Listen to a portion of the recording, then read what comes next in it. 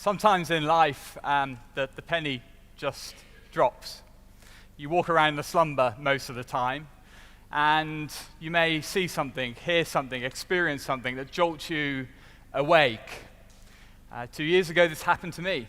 I'm involved in education on the east side of London, and I was told of a case of 2 women who were studying to be care workers on a college course. They were coming to the end of their course. The local benefits office decided that they should be actively seeking work, and naturally this started to intrude in their studies. They gave up, they left their course, they didn't get the qualifications, and this was a disaster. It was a disaster for them because they didn't become the care workers they dreamed of, get on a different career path, put their families on different trajectories. And it was a disaster for us. We need care workers. We have an aging society. We needed them to get those qualifications. How did I feel about this? I felt angry. I felt very angry. And then I started to piece things together. Started to think about the food banks. Over 1 million people getting emergency food packages per year. Over 1 million. In 21st century Britain. Then I did a bit of digging around. Did you know, in 2014, 1 in 5 job seekers received sanctions from the benefit office? That's money taken away from them, so they end up in food banks. They might have just missed a bus. They might have some caring responsibilities. It might just be a bit late. They lose money. They go to the food banks. 1 in 5. The same year, we convicted 220 tax evaders. That says something very big about our priorities as a society. 0-hours contracts. This week, we've heard about one of our major sports retailers who basically treats workers like cogs in a machine, doesn't pay them the money that they're due. Piecing it together. I saw some data from JP Morgan Chase Institute in the US. It shows that 3/4 of the lowest earning workers face variations in their monthly income of 30% from month to month, and you're a low income worker. It's the same in the UK. The OECD has discovered that all the jobs that we have created since 1995 are in non-standard work. Let me tell you what non-standard work is. Temp work, low-paying part-time work, low-paying self-employment. Piecing it together, you understand the insecurity that people are facing. I grew up near here. I grew up not far from the Rover factory in Longbridge. I can remember friends getting jobs there and telling me what a great job. Good pay, good work, a job for life. Rover at its peak employed 20-odd thousand people. There are only 400 people on that site now. It wasn't a job for life. So we see this insecurity spreading. There's been a lot of talk about technology, about automation, about artificial intelligence, about big data, and the impact that's going to have on the world of work. And it could be significant. We don't yet know. But it's likely to add to the insecurity. And I'll tell you what, if there are doctors, lawyers, and accountants in the audience, you're not safe either. The insecurity is likely to spread. People predict that the age of insecurity is coming. They're wrong, you know. The age of insecurity is not coming. The age of insecurity is already here. And what are we doing about it? Our response is to set up a system of tax, of benefits, of tax credits that is so convoluted, so intrusive, so complex, so difficult, so coercive, that it adds to the insecurity.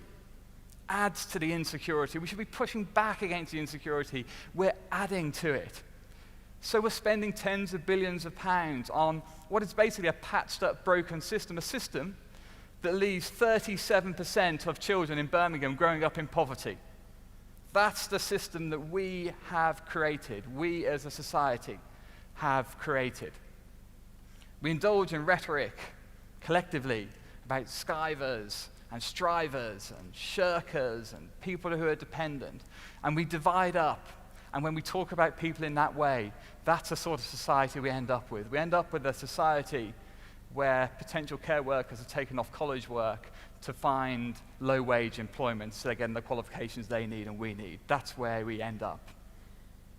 We need something very different. This is not just about welfare. It's about work. It's about us as people. It's about the type of lives that we want to support.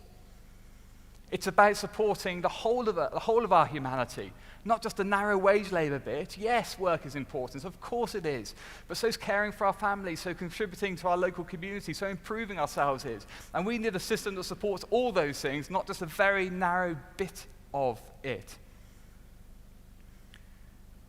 We need a platform, but we've built a cage. The platform we need is a wedge of freedom, a foundation of security, a support for people to care for their families, for their communities, to try new things, to unleash their creativity, maybe try a new business, to get new qualifications, to learn new things. We can do all this. That's the platform that we need. But instead, we've built this cage. The platform we need is something called universal basic income. Now, some of you may have heard about the universal basic income. Some of you may have not. Let me just tell you what it is. It's dead simple. It's a payment that's made to every man, woman, and child as of right, without conditions. It's theirs. It's a basis for them to thrive. That's what the universal basic income is. Really simple idea. Deadly simple. Of course, many who have built the system that we're currently facing find this very difficult to understand. They describe it as utopian. It's unaffordable, it's crazy, it's naive, it's nonsense, all this stuff. This is just in the last week, by the way. And if this was such a crazy idea, why are they shouting about it so loudly? They don't like the fact that it's a big, new idea. That's what the basic income is. Now, let me tell you the reality. You hear a lot of stuff. Let's talk about the facts. It's not unaffordable. At the RSA, we've done the sums. Lots of other organizations have done the sums as well. And for the same amount of money that we built this failing system with, the same amount of money that we've given ourselves in tax breaks, the same amount of money that we've given to corporations in tax breaks in the last 10 or 15 years, we can build a basic income. Fact. And it will work. How do I know? Because it's been tried. It was tried in the 1970s in a town called Dauphin in Manitoba in Canada. People got healthier. Mental health was better. People stayed in education longer, got more qualifications. Their well-being was greater. There's what's like a basic income in Alaska, in the United States. And since that was introduced in the early 1980s, poverty has plummeted in Alaska. Alaska is one of the most equal US states. It's working in Alaska. When it was tried in India, women left their homes, set up cooperative businesses, set up enterprises, became creative, and contributed economically and socially in a greater way to their local communities. It's been tried in Kenya, it's been tried in Namibia, it's been tried in North Carolina, United States, and every time it's been tried, it has worked. Looking at our failing system, and looking at what basic income can do and has done, there's a sudden surge of interest across the world in this idea. And suddenly, people are standing up and saying, the status quo is not good enough. We want to try something different. We want to try the basic income.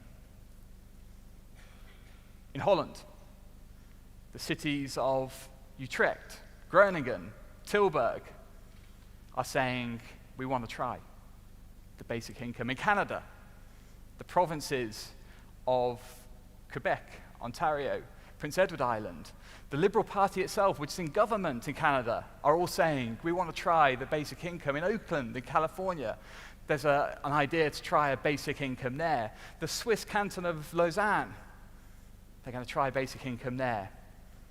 The Finnish government has said, we want to try a basic income, and they're going to try it next year as well. Finland, Switzerland, Netherlands, US, Canada, provinces, cities, nations are saying, we want to try the basic income.